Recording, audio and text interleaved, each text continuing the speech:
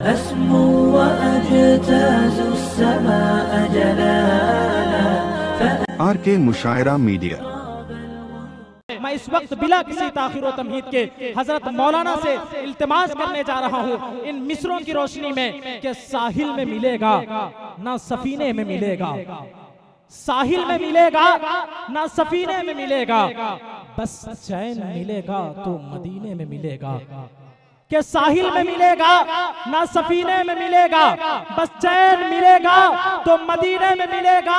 और जिस नूर से फैली थी सदाकत की शुआएं, वो नूर बस अबू बकर के सीने में मिलेगा, वो नूर बस अबू बकर के सीने में मिलेगा। मैं इस वक्त गुजारिश कर रहा हूँ हजरत मौलाना मुफ्ती मोहम्मद अनवर साहब कासमी काजी शरीयत रांची झारखंड से कि लफ्जों के आईने में है सूरत निखार की, आमद से जिनके होने लगती है खुशियां बहार की, आम आदमी भी सहल बयानी पे दाद दे, तकरीर ऐसी होती है मुफ्ती मोहम्मद अनवर की। अस्सलामु अलैकुम व रहमतुल्लाहि व बरकातुहू। बिस्मिल्लाहिर रहमानिर रहीम व बिही नस्तईन वस्सलातु वस्सलामु अला रसूलिहिल करीम व अला आलिहि व सहबिहि व अहलि बैतिहि अजमईन, अम्मा बाद।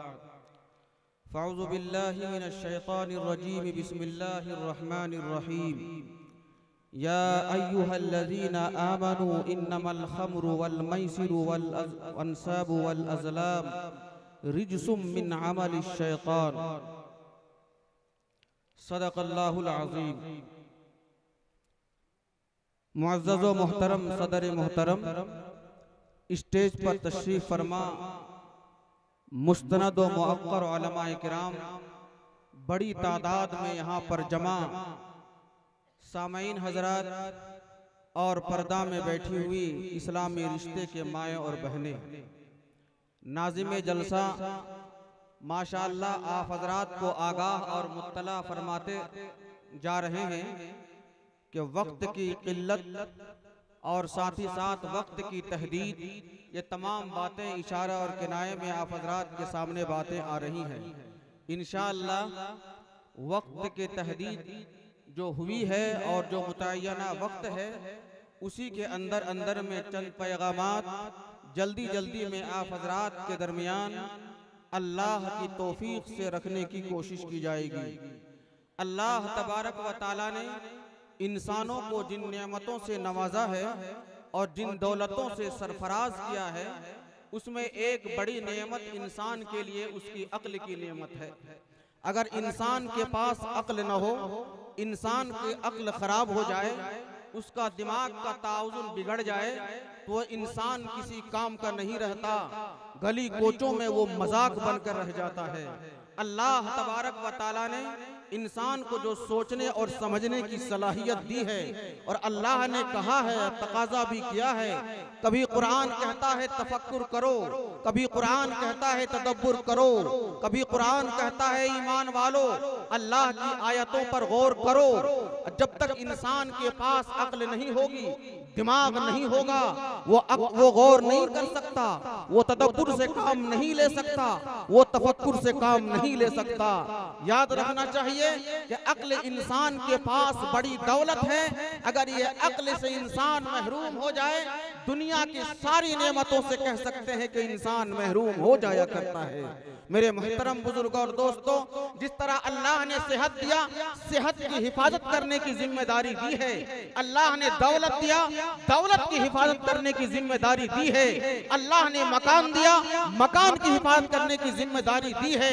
अल्लाह ने तिजारत दी, तिजारत की हिफाजत की जिम्मेदारी दी है। ऐ लोगों, अल्लाह ने अक्ल दिया है और कहा है, ऐ लोगों अक्ल को इस्तेखराब करने वाली चीजों से अपने आप को बचाओ।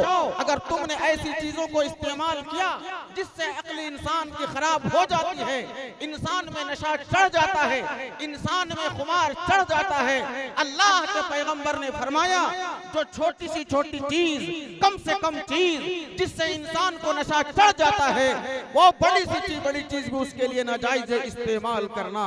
आज का उन्वान, आज की इस इजलास में प्रोग्राम, आज इस इजलास में और प्रोग्राम में आपके सामने जो पैगाम रखना है, इस जिम्मेदार स्टेज के प्लेटफार्म से और इस प्लेटफार्म से मेरे मुहतरम बुजुर्ग और दोस्तों, बड़े दर्द के साथ ये पैगाम आपके सामने रखा जाता कि हमें नींद कैसे आती, बापों को नींद कैसे आती, गांव के सेक्रेटरी को नींद कैसे आती, सदर को नींद कैसे आती, जहां हम उम्मीद बना के बैठे हैं कि हमारी नई नस्ल है जो हमारे मुस्तकबिल है, हमारे मुस्तकबिल को ये संवारने वाली नस्ल है, लेकिन ये हमारी नस्ल अक्ल को खराब कर रही है, सेहत को खराब कर रही है, नशा में लथपथ होकर के अपनी जिंदगी को लोगों बर्बाद कर रही है। अल्लाह तबारक व तआला ने फरमाया, या अय्युहल्लज़ीना आमनू, ऐ ईमान वालो, याद रखना, इन्नमल खम्र, ये शराब, वल मैसिर, ये जुआ, वल अंसाब, ये बुतों को खेल और तमाशे, वल अज़लाम, ये तीरों और पासों के खेल, रिज्सुम मिन अमलि शैतान, याद रखना ये तमाम के तमाम शैतानों के गंदगियों के ढेर हैं, यहाँ से खैर की उम्मीद नहीं की जा सकती, यहाँ से बुराई और बुराई फैलेगी।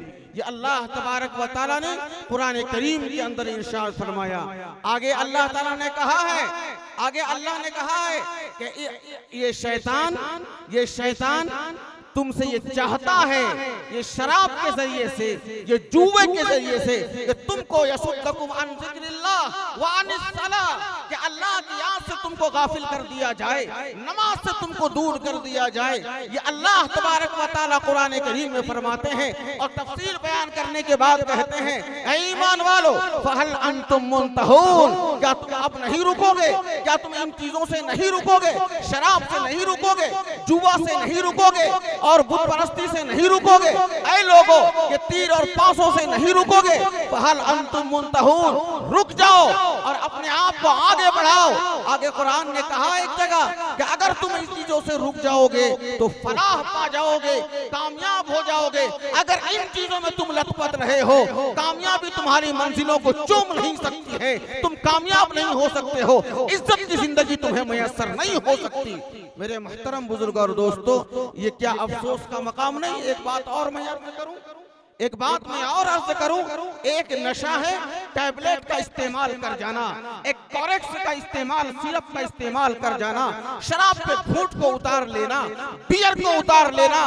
लेकिन आज नौजवान नस्लों में एक नशा और चढ़ा है, एक नशा में और वो गिरफ्तार हुआ है जिसको हम और आप इंटरनेट का नशा कह सकते हैं। इंटरनेट और ये मोबाइल का नशा है और ये तमाम हमारे नौजवान नस्ल रातों की नींदों को खराब करते हुए अपनी उम्रों को कम कर रहे हैं ये और अपने जिंदगियों को लोगों बर्बाद कर रहे हैं।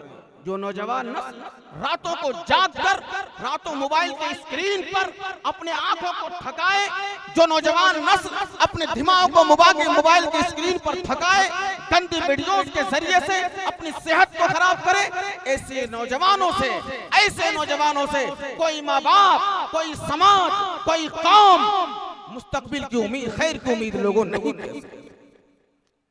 होश के नाखून लिया जाए, प्री प्लान स्कीम के तहत आपकी नस्लों को, आपके बेटों, आपकी बेटियों को आपसे दूर किया जा रहा है और ईमान से लोगों को दूर किया जा रहा है।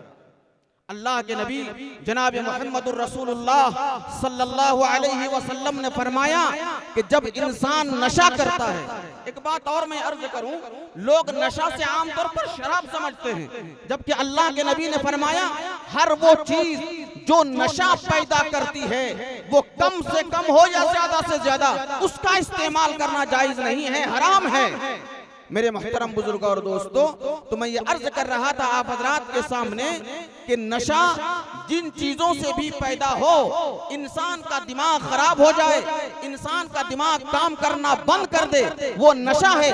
अल्लाह के पैगंबर ने फरमाया जब इंसान शराब पीता है अल्लाह तबारक व तआला उसके कलेजे से ईमान को निकाल लेता है। शराब पीने की हालत वो मोमिन नहीं हुआ करता।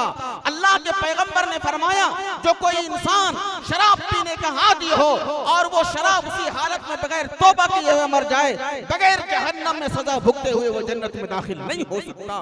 कई एक जगह अल्लाह के नबी ने फरमाया कि वो मुदमिनुल खम्र ला यदखुलूनल जन्नत अबदा, 3 लोग जन्नत में नहीं जाएंगे। उसमें अल्लाह के पैगंबर ने फरमाया वो लड़का जन्नत में नहीं जाएगा, वो लड़की जन्नत में नहीं जाएगी, वो मर्द जन्नत में नहीं जाएगा, वो लड़की और वो औरत जन्नत में नहीं जाएगी जो शराब पीने के आदी और उसी हालत में उसका इंतकाल हो जाएगा।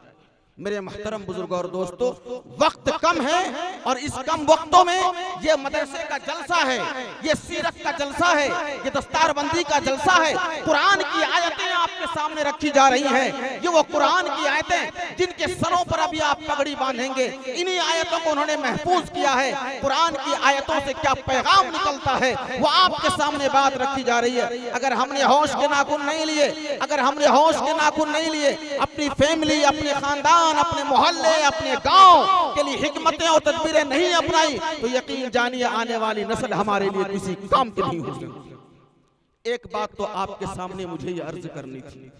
दूसरी बात, दूसरी जो अहम तरीन बात, मेरा ताल्लुक दारुल क़ज़ा इमारत शरिया से है।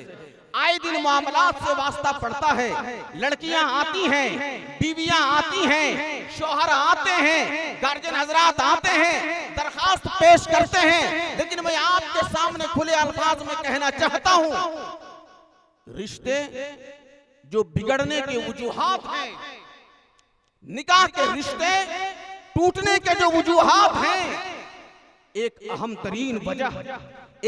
तरीन वजह सूद के कारोबार में औरतों का लथपथ हो जाना। चाहे वो महिला मंडल हो, चाहे वो बैंक से लोन लेने का मामला हो, चाहे गांव में किसी और गैर मुस्लिम से या मुसलमान और सूदी कारोबार कर रहे हैं उनसे पैसा लेने का मसला हो, लोगों उससे खैर की उम्मीद नहीं की जा सकती। खैर की उम्मीद नहीं की जा सकती। जिस औरत ने इस लोन के नाम पर, महिला मंडल के नाम पर अपने कदम को बाहर निकाला है, आप अंदाजा करें और सर्वे करें। मैं दावे के साथ कहता हूं और मैं काम के तजर्बे की रोशनी में आपके साथ कहना चाहता हूं कि रिश्ते बिगड़ते हैं, औलाद बिगड़ती है, खानदान उजड़ता है और रिश्ता नहीं निभ पाता, फैमिली बिखर के रह जाती है। अल्लाह के नबी ने तो कहा था कि अर्रिबा 70 जुज़अन, सूद, इसकी नहूसत, इसके गुनहगारी और इसके लानत और मलामत के 70 दर्जे हैं। 70 अर्रिबा 70 जुज़अन। उलमा किराम बैठे हैं, जब कुरान में इस तरह के अल्फाज 70 वगैरह का लफ्ज इस्तेमाल होते हैं तो ये कसरत को बयान करने के लिए, कसरत को बयान करें, बहुत दर्जे हैं। अल्लाह के नबी ने फरमाया ऐसरुहा अन यनकिहर रजुल उम्महु, सूद के सबसे नीचा दर्जा, हल्का दर्जा, उसकी गुनहगारी, उसकी नहूसत, उसकी लानत और मलामत के सबसे हल्का दर्जा यह है कि आदमी अपनी सगी माँ के साथ मुंह काला करे। ये अल्लाह के नबी सल्लल्लाहु अलैहि वसल्लम। इसीलिए उलमा ने लिखा है कि इतनी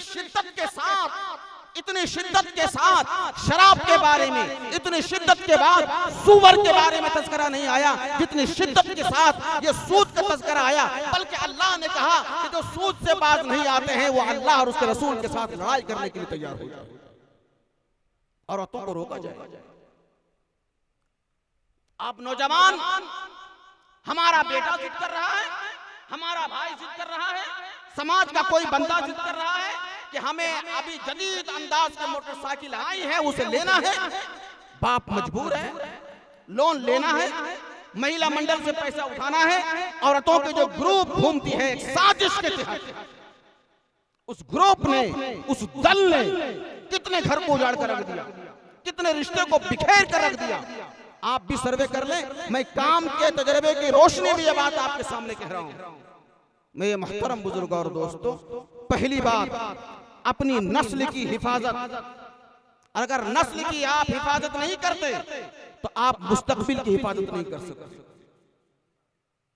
आमतौर पर आती शिकायतें, रिश्ते टूट रहे हैं, कि सूदी कारोबार की वजह से नौजवानों के रिश्ते आते हैं कि हम फलां के साथ नहीं रहेंगे, ये शादी के 4 महीने, शादी के 2 महीने, क्यों?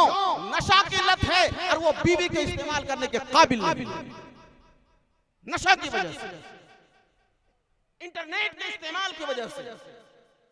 अगर हम, अल्लाह के पैगंबर ने तो कहा था कि कुल्लुकुम राइन व कुल्लुकुम मसऊलुन अन रइयतिही, बड़ी मशहूर हदीस है। हर आदमी निगरां है, गार्जियन है, जिम्मेदार है, और कल क़यामत के दिन उसकी जिम्मेदारी के बारे में सवाल किया जाएगा। बाप से औलाद के बारे में सवाल होगा, बीवी से घर के नज़्म व नस्क के बारे में सवाल होगा, गांव के सदर से आबादी के बारे में सवाल होगा, गांव के सेक्रेटरी से आबादी के बारे में सवाल होगा। बताओ, तुम्हारे हाथ में जिम्मेदारी दी गई थी, नौजवान तुम्हारी बातों को मानते थे, अवाम तुम्हारी बातों को मानती थी। बताओ इमाम साहब आप बताओ, बताओ आलिम साहब आप बताओ, बताओ काजी साहब मुफ्ती साहब आप बताओ, आपने रहनुमाई क्यों नहीं की? यकीन जाने कल क़यामत के दिन किसी से कोई जवाब नहीं बन सकता, जवाब नहीं हो सकता। इधर उधर की बात तो कर लें, लेकिन जिम्मेदारियों से हमारा आप बरी नहीं हो सकते। इसलिए मैं अर्ज करना चाहता हूं, लोग कहते हैं कि हम अपने बाप को या अपने भाई को या अपने बेटे को, अपनी औलाद को बहुत समझाया, लेकिन मानते नहीं। मैं दिल हार गया। कहा जाता है कि हजरत नूह अलैहिस्सलाम ने 900 साल तक तबलीग की, 900 साल तक अल्लाह का अजाब आ गया, अल्लाह का अजाब आ गया। उस वक्त भी कश्ती से कह रहे हैं, बेटा आओ जाओ मेरी कश्ती में, नजात पा जाओगे। उस वक्त भी उन्होंने हिम्मत नहीं आ रही, ना उम्मीद का इजहार नहीं किया। मेरे मोहतरम बुजुर्ग और दोस्तों, एक मर्तबा अपनी औलाद को, अपनी जेर तरबियत, जेर निगरानी इंसान को, बच्चे को, नस्ल को हम कहकर गुस्सा में मुंह फेर ले, अपनी जिम्मेदारियों से भागना है और शैतान के धोखे में आना है, शैतान के धोखे में आना है। हिकमतों को अपनाई जाए, तदबीरों को अपनाई जाए, और मौइज़ते हसना जो कुरान ने कहा है, उदउ इला रब्बिका बिल हिकमति वल मौइज़तिल हसना, हिकमत के साथ, अच्छी गुफ्तगू के जरिए, अच्छी मौइज़त के जरिए, खूबसूरत अंदाज में और मौका महल के एतबार से। हजरत मौलाना इलियास साहब रहमतुल्लाह अलैह तबलीगी जमात के बानी, उनके यहाँ एक बड़े दुनियादार, दुनियावी तालीम याफ्ता आदमी आते थे और घंटों बैठते थे और चले जाते थे। मानूस थे उनसे, मानूस थे। आए, बैठे और चले गए। काफी आमद और रफ्त रहती थी, लेकिन उनको दाढ़ी नहीं थी, दाढ़ी साफ कर लिया करते थे। एक मर्तबा एक आदमी ने, उनके हजरत रहमतुल्लाह अलैह के लोगों ने कहा कि आप तो हजरत से मिलने के लिए आते हैं, बैठते हैं, अल्लाह तबारक व तआला ने हजरत के दिल में आपके लिए लगाव पैदा किया है, क्या अच्छा होता आप दाढ़ी रख लेते। मालूम हुआ कि हफ्ता भर से आ ही नहीं रहे। हजरत मौलाना इलियास साहब रहमतुल्लाह अलैह को फिक्र हुई कि वो बंदा आता था, बैठता था, दीन की बातों को सुनता था, ये हफ्ता 10 दिन हो गए, आ क्यों नहीं रहा। लोगों से मालूम किया, कोई तबीयत वगैरह तो खराब नहीं हो गई। कहा कि हजरत, हम लोगों के एक साथी ने उनको कह दिया कि आप हजरत के सामने बैठते हैं, दाढ़ी क्यों नहीं रखते हैं। तो हजरत हजरत मौलाना इलियास साहब रहमतुल्लाह अलैह ने कहा, अभी तवा गरम नहीं हुआ था, उसमें रोटी रख दिया लोगों ने। अभी तवा गरम नहीं हुआ था और रोटी रख दिया उसमें लोगों ने। इसलिए मैंने कहा, उदउ इला रब्बिका बिल हिकमति वल मौइज़तिल हसना, कुरान ने कहा हिकमत के साथ, अच्छी गुफ्तगू के जरिए तदबीर अपनाई जाए। इसलिए कि कोई चीज जिद से, लोगों कोई चीज जिद से हल नहीं हुआ करती है, कोई चीज जिद से हल नहीं हो करती। तो एक बात जो मैंने कहा, नशा के सिलसिले में, चाहे वो नशेली चीज हो, दवाओं का इस्तेमाल हो, शराब का इस्तेमाल हो, ताड़ी का इस्तेमाल हो, इससे मुताल्लिक इस कैटेगरी में जितनी भी चीजें आती हैं, अपने मोहल्ले को, अपने आबादी को, अपने समाज, कम अज कम अपने आप को उससे बचाने की फिक्र कीजिए, अपनी नस्ल को बचाने की, अपने फैमिली को बचाने की फिक्र कीजिए। दूसरी बात जो मैंने कही कि सूदी कारोबार सूदी कारोबार, खास तौर पर जो औरतों में एक हिकमत के साथ और एक साजिश के तहत औरतों को जो इसमें मुलव्विस किया गया है, बहुत सारी मुस्लिम औरतें उसमें मुलव्विस हो रही हैं। उनको बताया जाए कि इतना सख्त गुनाह है, इतना सख्त गुनाह है कि अल्लाह के नबी ने फरमाया कि सबसे हल्का गुनाह यह है कि आदमी अपने सगी माँ के साथ मुंह काला करे। बताई जाए, उस नहुसत से लोगों को बचा के रखने की कोशिश की जाए। अल्लाह के नबी सल्लल्लाहु अलैहि वसल्लम ने फरमाया है, लंबी हदीस है, उसका एक टुकड़ा है। अल्लाह के नबी ने फरमाया, मन कुतिला दूना दीनिही फहुवा शहीद। जो इंसान, चाहे वो मर्द हो या औरत, अपने दीन के खातिर कत्ल कर दिया जाए, वो शहीद के मर्तबे पर फाइज हो जाता है, वो शहीद के मर्तबे पर फाइज हो जाता। मैं कहना यह चाहता हूं कि आज अपनी आने वाली नस्ल के कलेजे में अगर हमने इस्लाम की अजमत को नहीं बैठाया, बिलाल रेतीली जमीन पर अहद अहद क्यों कह रहा था, आरी चल रही है जिसमें पर अल्लाह के माबूदियत का इकरार क्यों कर रहा था, ये तमाम चीजें अगर आपने अपनी नस्ल को नहीं बताया तो याद रखें, किसी को मुर्तद करने की स्कीम चलाने की जरूरत नहीं है। हमारी आने वाली नस्ल नाउज़ बिल्लाह खुद ब खुद मुर्तद हो, किसी को चलाने की जरूरत नहीं। आज हम कहते हैं कि लोग इर्तिदाद की लहर है, हमारी कलमा को बेटियां, हमारी कलमा को बहनें जा रही हैं, करते इसमें लोग मुबालगा से काम ले रहे हैं। लेकिन याद रखिए, बेटियों के साथ, बहनों के साथ आपके बेटे और आपके भाई भी जा रहे हैं, बेटे भी और भाई भी जा रहे हैं। अल्लाह के पैगंबर ने तो कहा था कि जो दीन की खातिर मार दिया जाए शहीद है, शहीद के मर्तबे पर फाइज हो जाता है। ये क्या बात हुई, नौजवान अपने मोहल्ले में किसी से झगड़ा हो जाए तो कहते हैं कि ईंट से ईंट बजा देंगे, ईंट का जवाब पत्थर से देंगे, और वो मामला होता है कि लगता है कि इसके सामने कोई टिक नहीं सकता। दो तीन किस्म के, दो चार आदमी लफंगे किस्म के कानून को अपने हाथ में लेकर हमारे ऐसे नौजवान को जिसके कलेजे में ईमान है, कुरान की अजमत है, मोहब्बत रसूल है, बिलाल की तारीख है, उनको घेर लिया और कहे कि अपनी जबान से इस्लाम के मुखालिफ कोई जुमला इस्तेमाल करो, और वो अपनी जान की डर से जो है इस्तेमाल कर लेता है। ये ईमान वाले की शान नहीं। जान चली जाए, कलमा से अल्लाह की वहदानियत के खिलाफ कोई बात नहीं निकल सकती, बुज़दिली की मौत नहीं। अल्लाह के पैगंबर ने कहा है कि ईमान वाले के कलेजे में बुज़दिली और ईमान एक साथ जमा नहीं हो सकते। मुज़ाहिमत करो, बहादुरी दिखाओ।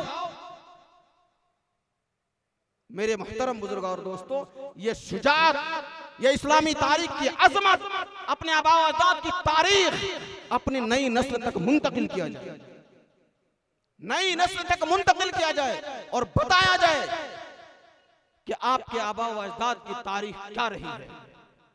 हज़रत मौलाना हुसैन अहमद मदनी शेखुल इस्लाम रहमतुल्लाह अलैह आजाद मुल्क हो गया, कहा गया कि आपके नाम की मूर्ति बनाई जाती है, चौक चौराहे में लगा दिया जाए, आपको ये अवार्ड दिया जाता है, हिंदुस्तान का सबसे बड़ा अवार्ड। हजरत मौलाना हुसैन अहमद मदनी ने कहा कि मुल्क आजाद करना हमारी इस्लामी जिम्मेदारी थी और अवार्ड उसके एवज में कबूल करना हमारी इस्लामी तालीम नहीं देता, हम अवार्ड को ठुकराते हैं। मेरे मुहतरम बुजुर्ग और दोस्तों, मैं ये अर्ज करना चाहता हूं कि अपने आबा व अजदाद की तारीख पढ़ाई जाए। उलमा बैठे हैं, मकातिब के जिम्मेदारान हैं, मदारिस के जिम्मेदारान हैं। मैं खुले अल्फाज में ये बात कहना चाहता हूं कि आज सिर्फ नाजरा पढ़ा देना, नूरानी कायदा पढ़ा देना, ये कोई कमाल की बात नहीं है। कमाल है, लेकिन यही कमाल नहीं है। क्यों कि अगर आपने ये नहीं बताया, आमन्तु बिल्लाहि व मलाइकतिही व कुतुबिही व रुसुलिही, बताया जाए कि रसूलुल्लाह कौन है, रसूलों का जो सिलसिला है क्या है, अकीदा क्या है, मरने के बाद जीना है, क़यामत क्या चीज है, अल्लाह क्या है, रसूलुल्लाह क्या है, मलाइका क्या है, कुरान क्या है, और इससे मोहब्बत व अकीदत क्या है, सिर्फ नाजरे से ये मामला हल नहीं हो सकता। ये मकतब की जिम्मेदारी है, ये मदारिस की जिम्मेदारी है कि हमारे बच्चे अपने अकीदे और अपने ईमान के सिलसिले में मजबूत तैयार हों। जब ही तो कहा गया कि ये मदरसे और ये मकतब इस्लाम के किले हैं। कब? जबकि हमारे बच्चों के सीने में ये तमाम चीजें महफूज हैं। बहुत सारे लोग ट्यूशन में रख लिया किसी हाफिज साहब को, किसी नीम मौलाना साहब को, और कहते हैं कि हाँ मौलाना साहब तो आते हैं बच्चों को पढ़ा रहे हैं। क्या पढ़ाया? कभी आपने सुना? कभी आपने गौर किया? गौर नहीं किया गया। बच्चे नाजरा पढ़ लें, बहुत बाबरकत चीज है, बाबरकत अमल है। नाजरा पढ़ना चाहिए, हिफ्ज़ मुकम्मल कुरान करीम हिफ्ज़ करना चाहिए। ये अल्लाह के नबी ने फरमाया है। बड़ी बशारतें हैं, आपके सामने बातें आएंगी, लेकिन अकीदा, कुरान क्या है, इस्लाम क्या है, रसूल खातमुन नबीयीन क्या है, ये अंबिया का जो सिलसिला क्या है, ये तमाम चीजें मरने के बाद जीना है और अल्लाह के दरबार में हाजिर होना है। जन्नत क्या है, जहन्नम क्या है, जन्नत किनके लिए है, जहन्नम किनके लिए, ये तमाम तफसीलात को बताना इंतहाई जरूरी है। उसके बगैर ये ईमान की नूरानियत लोग अपने कलेजे में लोगों महसूस नहीं कर सकते। ये तीसरी बात जो आप हजरात के सामने बात रखी गई कि अपने नई नस्ल को ये सही दीनी तरबियत, ये जो कहा जाता है कि तलबुल इल्म फरीज़तुन अला कुल्लि मुस्लिम, कि इल्म का तलब करना, इल्म का हासिल करना तमाम मुसलमानों पर फर्ज है। ये अल्लाह के नबी ने फरमाया है। उलमा बैठे हैं, ये तालिब इल्म मुकम्मल जिम्मेदारी के साथ ये बात अर्ज करना चाहता है। इस फर्ज में ये भी बात शामिल है कि हलाल और हराम का इल्म हो, नमाज के वाजिबात का उसका इल्म हो, और नमाज और अकीदे की मजबूती का उसके पास इल्म हो। वरना अगर सिर्फ हमने आयात को नजरा पर देखकर पढ़ना सीखा, ये तमाम चीजों को छोड़ दिया, तो समझ लेना चाहिए कि अभी फर्ज का जो इल्म हम पर जो जरूरी है फर्ज हासिल करना, वो मुकम्मल नहीं हुआ, वो मुकम्मल नहीं हुआ। और आखिरी और चौथी बात जो आप हजरात के सामने अर्ज करनी है, मैं कहा करता हूं कि गाड़ी कम से कम 2 पहिया में चलती है, इसी तरह जिंदगी 2 पहिया पर चलती है, समाज 2 पहिया पर चलता है, माशरा 2 पहिया पर चलता है। एक पहिए का नाम मर्द है और एक पहिए का नाम औरत है। अगर ये दोनों पहिया दुरुस्त न रहे, गाड़ी अनबैलेंस हो जाएगी। मालूम हुआ कि शोहर का रुख किसी और तरफ है और बीवी का रुख कुछ और तरफ है। बच्चे सही नहीं हो सकते, बच्चों का किबला दुरुस्त नहीं हो सकता। इसलिए मैंने कहा कि दोनों टायरों में, दोनों ट्यूब में हवा का बराबर होना जरूरी। मर्द दीनदार बने रहे, औरत में दीनदारी नहीं है।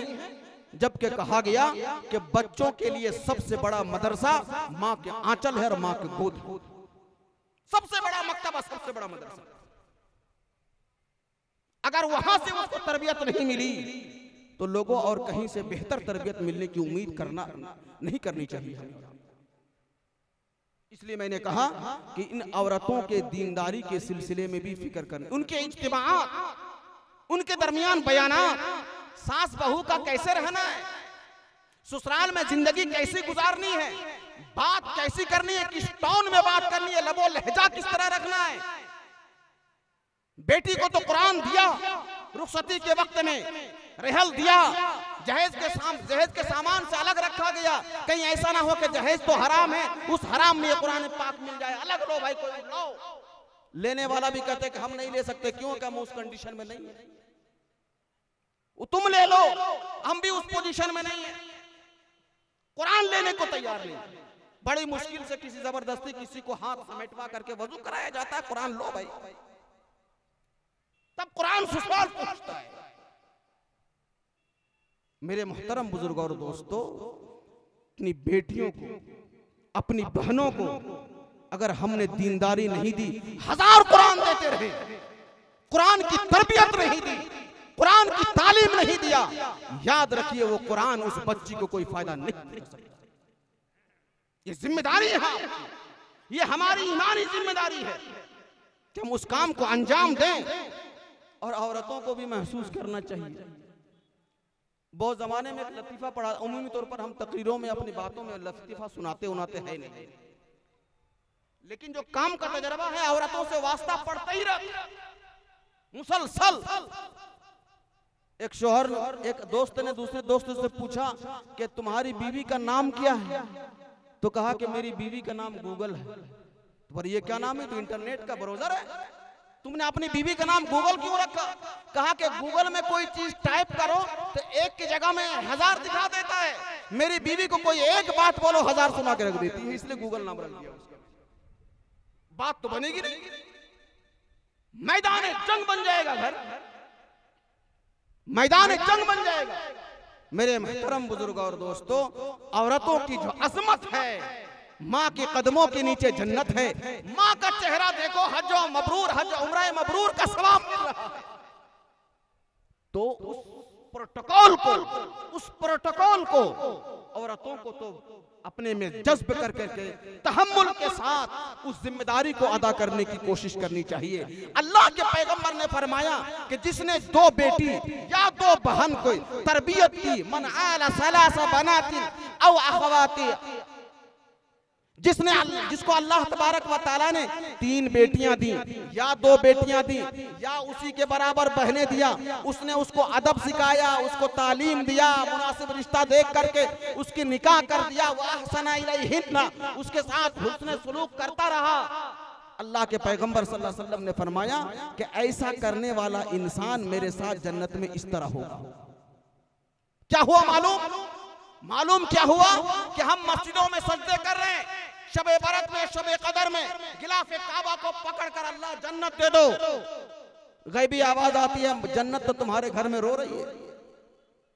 माँ की शक्ल में जन्नत तुम्हारे घर में रो रही है। माँ को तड़पा कर तुम गिलाफे काबा पकड़ते हो, माँ को तड़पा कर तुम शबे बरत में सजदे कर रहे हो। जाओ एक रिकत नमाज ना पढ़ो, माँ के कदमों में गिर करके उसको राजी कर लो, तुम्हारी शबे बरात काम आ जाएगी। मेरे मोहतरम बुजुर्ग और दोस्तों, तो ये मैं कह रहा था कि जो अल्लाह तबारक व तआला ने औरत को जिम्मेदारी दी है, वो खुद भी जिम्मेदार है। इसीलिए कहा गया राइयतुन, वो भी जिम्मेदार है अपने शोहर के घर के, उनके निगरां, उनके माल और दौल, जो घर में सामान वाले तमाम चीजों के। अगर वो अपनी जिम्मेदारियों से दूर भागेगी तो अल्लाह तबारक व तआला के यहाँ उनसे भी पूछो। पहली बात अहद किया जाए, नशा, जुआ, लूडो और क्राइम बोर्ड। तो आगे क्राइम बोर्ड खेल रहे हैं बहुत सारे हमारे उलमा, नरम पहलू इख्तियार करते हैं, बच्चे लोग क्राइम बोर्ड खेल रहे हैं। चलो सर्द रात, बड़ी लंबी रात होती है, कट जाएगी रात। मैं तो कहता हूँ कभी कभी कि जब हमारा आप अत्तहियात में बैठते हैं तो कहते हैं कि अशहदु अल्ला इलाहा इल्लल्लाह। इस उंगली, ये उंगली का नाम क्या है? शहादत की उंगली।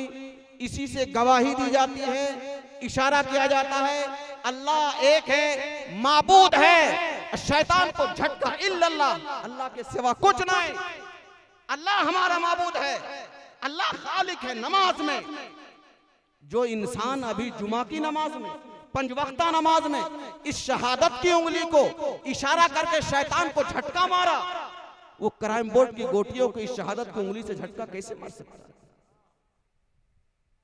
शैतान को खुश कैसे कर सकता है? कैसे इसका ईमान बेदार नहीं होता? लूडो के गोटियों को रात भर कैसे ठोकरे मारता है वो? ताश के पत्तों को कैसे गिनता है वो? मेरे मुहतरम बुजुर्गों और दोस्तों, शराब के बोतलों के ढक्कनों को इस उंगली से कैसे खोलता है वो? ईमान वाला तो मर जाएगा, कदमों के नीचे से जमीन निकल जाएगी। बहरहाल मैं बात को लंबी नहीं करना चाहता, शायद 2-4 मिनट लंबी भी हो गई है, इसीलिए कारी सोहेब साहब जो मदरसा के सरपरस्त है खांस भी रहे जब से, तो मैं अपनी बात को खत्म करता हूँ। रब्बना तक़ब्बल मिन्ना इन्नका अंतस समीउल अलीम।